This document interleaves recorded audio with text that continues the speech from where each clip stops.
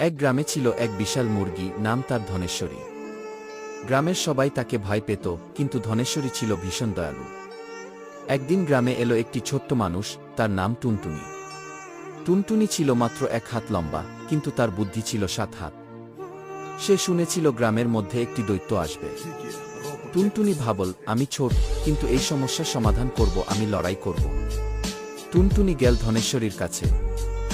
ধনেশ্বরী দিদি, আমাকে তোমার পিঠে চড়াও, দৈত্যের সঙ্গে লড়তে যাব।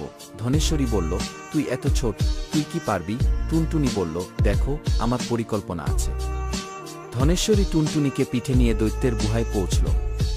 দৈত্য দেখে হো হো করে হেসে উঠল, এ কি?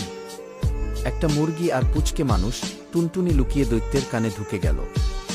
সে কানের ভেতর এমন চিৎকার করল যে দৈত্য ভয়ে কাঁপতে লাগল। তারপর টুনটুনি বলল, আমি তোর মাথায় বাসা বাঁধব, চিরকাল কানে চেঁচাবো।